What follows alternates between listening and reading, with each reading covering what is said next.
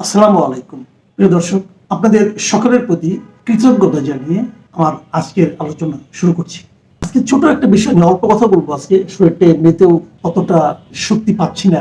যে কথাটি বলবো এটা আজকে গত দুদিন ধরে দেখছিলাম, সাবেক সিইসি কে নুরুল হুদা তাকে যে ধরা হলো এবং জনগণ কিছু লোক তাকে ধরলেন, ধরে তাকে গলায় জুতার মালা পরালেন।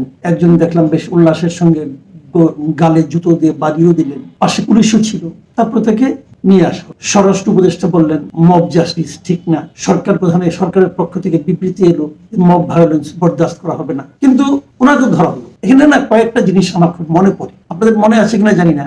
আমি নিজেও এই ধরনের একবার মন্তব্য করেছিলাম, এটা নিয়ে অনেকে আমাকে বেশ সমালোচনা করেছিল। আমি এটা কেন বললাম, আপনাদের মনে আছে যখন এই সরকার পতন হাসিনা সরকারের পতনের পর কিছুদিনের মধ্যেই যখন সর্বপ্রথম আইনমন্ত্রী আনিসুল হক এবং সালমান এফ রহমানকে সদরঘাট থেকে ধরা হলো লুঙ্গি পরিহিত অবস্থায়, তখন তাৎক্ষণিকভাবে আমি একটা মন্তব্য করেছিলাম যে ওনাদেরকে ধরেছে ভালো হয়েছে, কিন্তু আমি খুশি হতাম কিন্তু ওখানে দাঁড়িয়ে থাকে, ওখানে আশেপাশে থাকে জনগণ যদি তাকে দুই চারটে চট্টগ্রাম মার। তখন আমি যে কথাটা বলেছিলাম সেটা হলো ক্রোধে রাগের মাথায় বলেছিলাম। আমার কাছে মনে হয়েছিল এদেরকে জেলে নিয়ে গেলে না এরা এটাকে ঝুলিয়ে দেয়, এদের আর তেমন সাজাটা হয় না, একটা সামাজিক বেজ্জতি হওয়া দরকার এই লোকগুলো। এটা তখন আমি বলেছিলাম এই জিনিসটা, আমি অস্বীকার করবো না।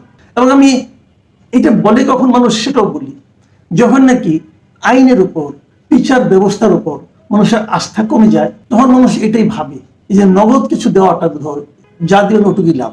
এই সমস্ত লোকের ক্ষেত্রে ওইটা হয়তো ওই সময়ের জন্য প্রযোজ্য ছিল। আমি মনে করি ওই সময়টা ছিল একদম একটা তাৎক্ষণিক ক্রোধের মুহূর্ত ছিল, কিন্তু এরপর তো 10 মাস পার হয়ে গেছে না, এখন কিন্তু ওই বাস্তবতাটা নেই। ওই সময় যেটা স্বাভাবিক ছিল সেটা কিন্তু এখন করাটা অস্বাভাবিক, কারণ এখন দেশে একটা সরকার আছে, 10 মাস বয়সী একটা সরকার আছে। আমরা প্রত্যাশা করব যে সেই সরকারটা তো অবশ্যই এতদিনে একটা কন্ট্রোল নিয়ে আসতে পেরেছে, এখন কেন এটা চলবে? এবং আমরা গত 10 মাসে দেখেছি এই ধরনের মব ভায়োলেন্স অহরহ ঘটছে এবং কোনো মব ভায়োলেন্সের কোনো বিচার হচ্ছে না, কাউকে ধরা হচ্ছে না, কাউকে তাৎক্ষণিকভাবে বাধাগ্রস্ত করা হচ্ছে না, বাধাও দেওয়া হচ্ছে না, পুলিশের সামনে এগুলি ঘটছে। এগুলো আমরা দেখছি। কিছুদিন আগে আমরা দেখেছিলাম যে সেনাবাহিনীর পক্ষ থেকে বলা হয়েছিল যে কোনো ধরনের মব তারা সহ্য করবেন না, এই ধরনের মব ভায়োলেন্স তারা সহ্য করবেন না বলা হয়েছিল।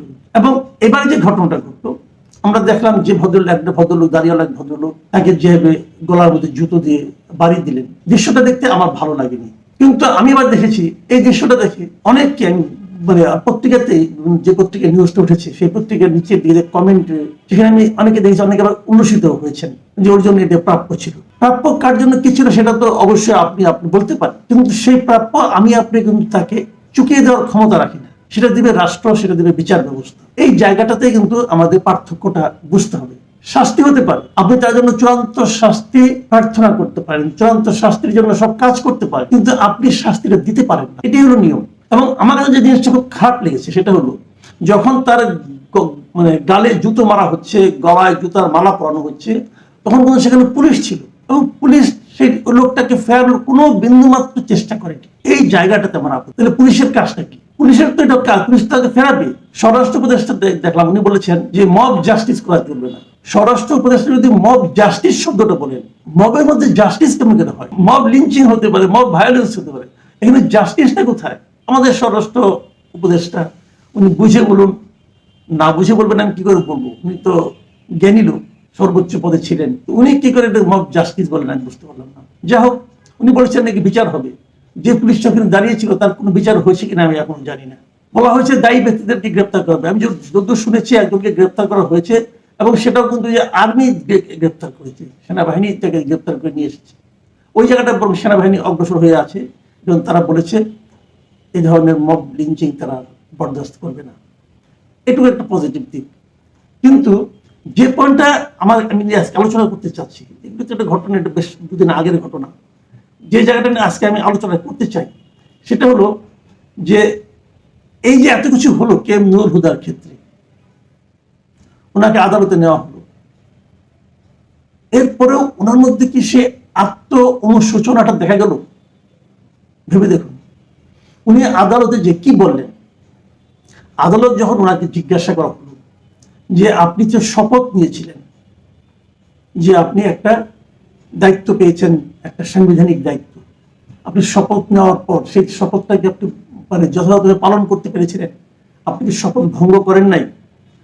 উনি কি জবাব দিলেন শুনুন ওনার জবাবটা। উনি বললেন যে আমি কোনো শপথ ভঙ্গ করিনি। তারপর উনি অন্য কাহিনী বললেন। একজন নির্বাচন কমিশনার শপথ নেন কি হিসাবে? উনি নির্বাচনটাকে যথাযথভাবে অনুষ্ঠান করবেন। ওনারা বলে কি নির্বাচনটা যথাযথভাবে হয়েছিল? হয়নি তো। এই জন্য না পারাটা, উনি যে পারলেন না, উনি কারণ দেখেছেন এটা আমার কাছে একা না, 4 জন নির্বাচন কমিশনার থাকে।